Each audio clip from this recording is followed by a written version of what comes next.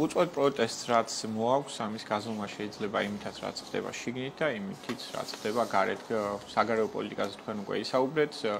ამ ხელისუფლებას რომელმაც მიიტაც არჩევნები და რომელმაც სცადა თავისი პრეზიდენტის არჩევა და ასე შემდეგ, არავითარი ლეგიტიმაცია არ აქვს დღემდე.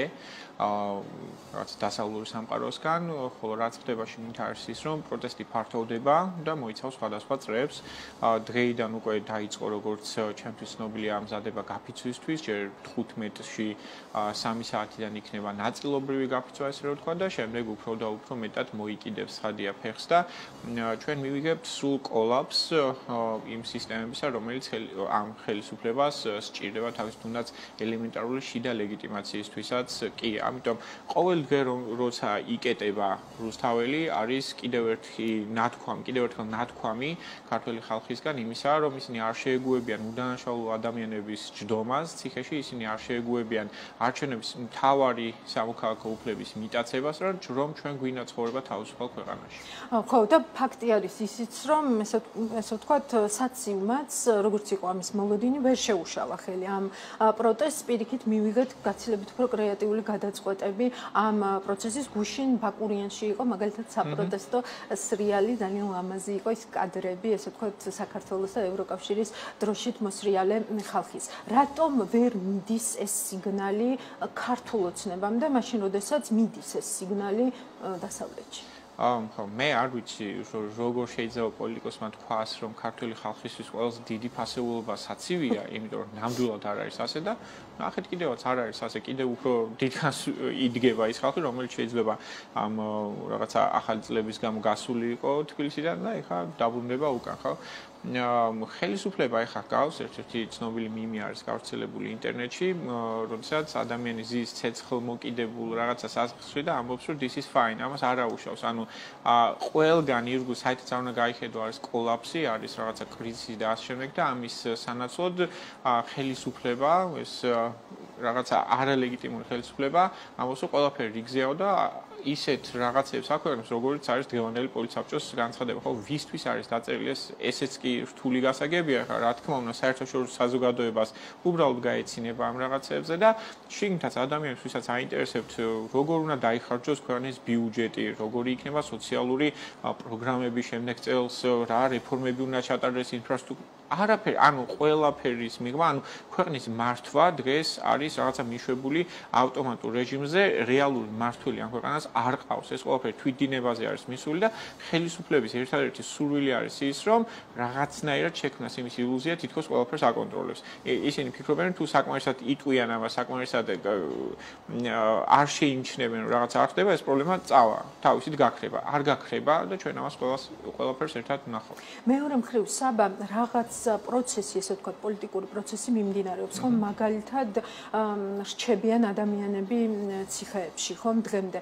მაგალითად ის, რომ ესე ვთქვათ, აი ეს დაანონსებული ეგრეთ წოდებული თუ უკვე აღარც ეგრეთ წოდებული წმენდა საჯარო სექტორში, ანუ რეალობად იქცა, ხომ ადამიანები გამოდიან და ამბობენ, რომ ისინი გაათავისუფლეს სწორედ მათი პოლიტიკური, ესე ვთქვათ, პოზიციების გამო და პროტესტის, ესე ვთქვათ, მხარდაჭერის გამო, ხომ? აი ამ ნაწილში რა ხდება? მე როგორც მოქალაქე ვხედავ, რას აკეთებენ მოქალაქეები ქუჩაში. ვხედავ, რას საქმიანობს, ვთქვათ, სამოქალაქო სექტორი, მაგრამ ვერ ვხედავ, სად არის აქ პოლიტიკური პროცესი, სად არიან პოლიტიკოსები, ვთქვათ, ან რა როლი რჩება მთელ სამ ვითარებაში, ვთქვათ, თუნდაც ესე ვთქვათ, სალომე ზურაბიშვილს, ხო? აი თქვენთვის ეს ცხადია ეს სურათი?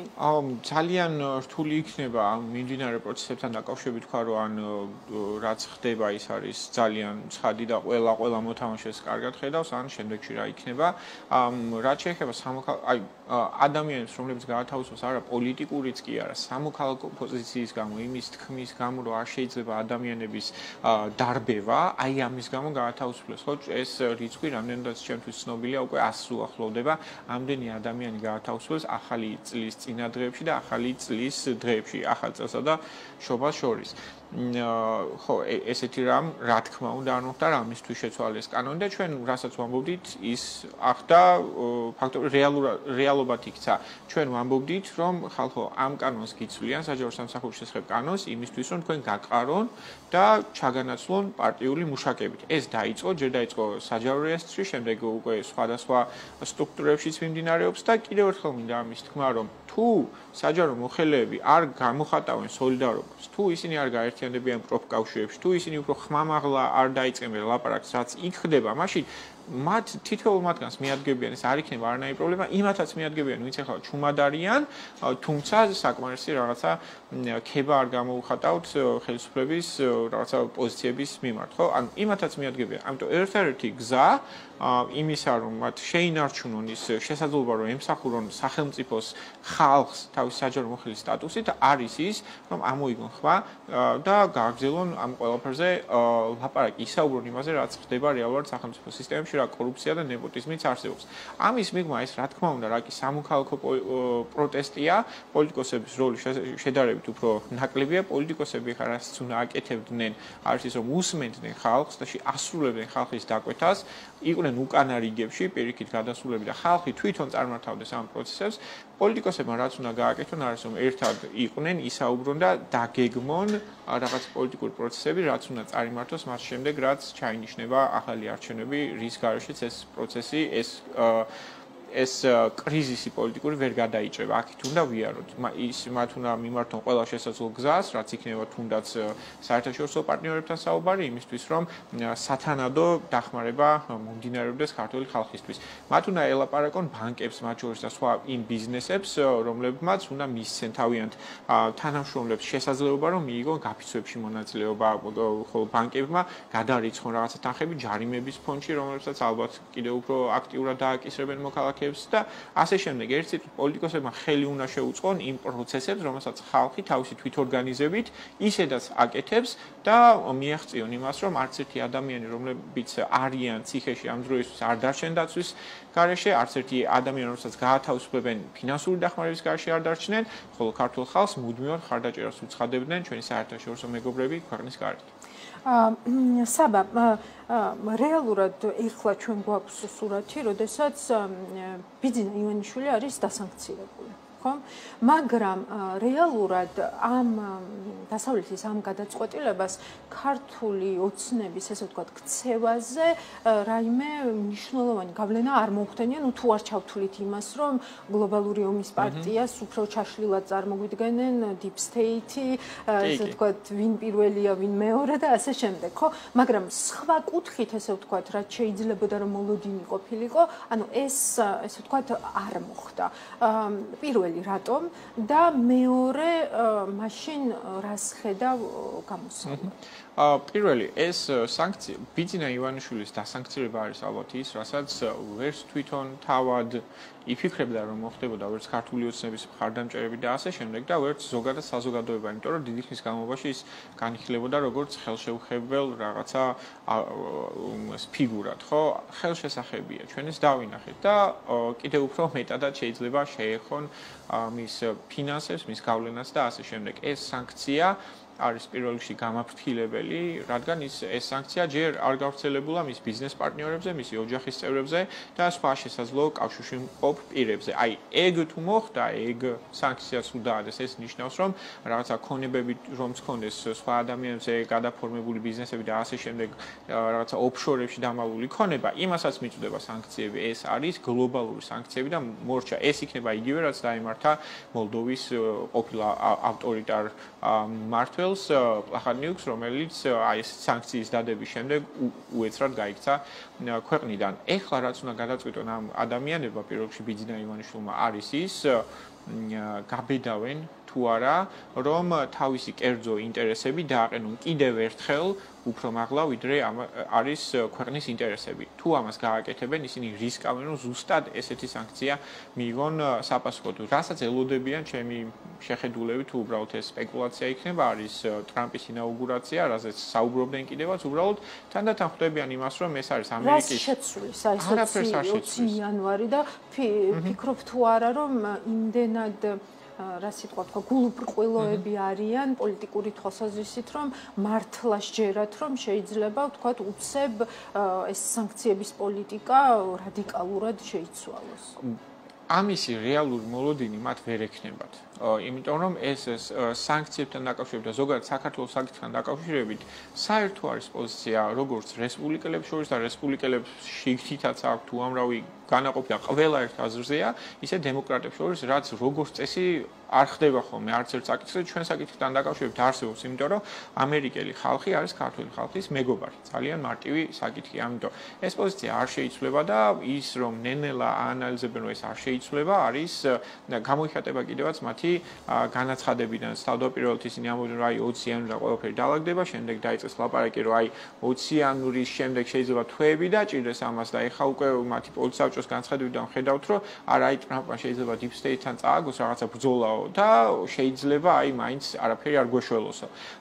მაინც დაელოდებიან ამ თარიღს, რა თქმა უნდა, პარალელურად ჩვენ გვესმის ხმები, რომ ისინი ცდილობდნენ შეხვედრის ჩანიშვნას თავად არჩეულ პრეზიდენტთან თუ არა რაღაცა მის გარემოცვის წევრებთან, ესეც ვერ შეძლეს და ვერც შეძლებენ იმის გამო, რომ საქართველოსთან და ქართულ ხალხთან დაკავშირებული პოზიცია ამერიკაში არის ორპარტიული და ორკამერული.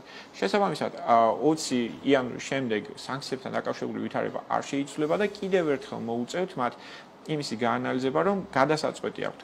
აყენებენ ქვეყნის ინტერესს უფრო მაღლა, ნიშნავენ ახალ არჩევნებს და ატარებენ, ტარდება თუ არა ახალი არჩევნები რაღაცა ასეთი ჩარევების და მიტაცებების გარეშე, თუ რისკავენ აბსოლუტურად საკუთარ პერსონალურ ოჯახსაც კი იმისთვის, რომ შეინარჩუნონ რაღაცა fake ძალაუფლება, რომელსაც ქართული ხალხი საბოლოოდ მაინც გამოაცილს. და საბა, ჩემი ბოლო კითხვა დღეისთვის 2025 წელს ელოდები თუ არა, რომ მთელი სიმკაცრით ამოქმედებს ქართული ოცნება რუსულ კანონს და ის ამას მოასწრებს სამოქალაქო საზოგადოების წინააღმდეგ. ჩვენ რუსულ და ჩვენში გულისხმობ სამოქალაქო საზოგადოების ორგანიზაციების მათივე და თუ 90%-ზე მეც, თუ კიდევ უფრო მეც არა, არ ვემორჩილებთ რუსულ კანონს, აი ნუშიც არ ვაგდებთ საერთოდ, არ დავემორჩილებთ არც მაშინ როცა მიიგეს, არც მთელი წინა წლის განმავლობაში და არც ახლა არ ვაპირებთ, როცა ახალი რეესტრის მოქმედება დაიწყო, არ გვაინტერესებს რუსული კანონი, ეხლა აღარ არის სამოქალაქო საზოგადოების და ზოგადად ქართული ხალხის მთავარი გასაჭირი. და ეს ავუხსენით მათ შორის იმ ადამიანებსაც, ვინც უცხოეთიდან, ვინც ცდილობდნენ, რომ ქართულ ოცნებასთან რაღაცა საკითხებში ვაჭრობა დაეწყოთ. არ გვაინტერესებს რუსული კანონი, ჩვენ მას არ ვასრულებთ, არ შევასრულებთ. ამიტომ როგორც უნდათ ისე ამოქმედონ, მთავარი პოლიტიკური პროცესი ახლა მიმდინარეობს ქუჩაში და ქუჩაში გამოსულ ხალხს ვერანაირი რაღაცა ეს რუსული კანონები და ასე შემდეგ ვერ შეაშინებენ. უარესი კანონები მიიგეს უკვე, კანონი რომლის მიხედვითაც პოლიციას შეუძლია ადამიანების წინასწარ დაკავება, პრევენციულად თუ არაფრის უდანაშაულო ადამიანის დაკავება შეუძლია, ოცმაგად გაზარდეს ჯარიმები ქუჩაში სიარულის გამო, როგორ შეიძლება ეს უფრო მძიმე კანონი არ იყოს, ვიდრე თუნდაც რუსული კანონია, ხო? ამიტომ ჩვენ ვებრძვით ყველა ამ არაევროპულ, ანტიევროპულ, ანტიქართულ კანონს ერთად და ჩვენ მივიგებთ ან ამ ყველა კანონის გაუქმებას, ან არც ერთი კანონის გაუქმებას ჩვენ არ დავიწევთ, არავით არ ვაჭრობას იმაზე, რომ აი ოღონდ ეს კანონი გაუქმებთ და სხვებს არ აუშავსო. ყველა კანონი, რომელიც საქართველოს დემოკრატიას ანადგურებს, უნდა გაუქმდეს.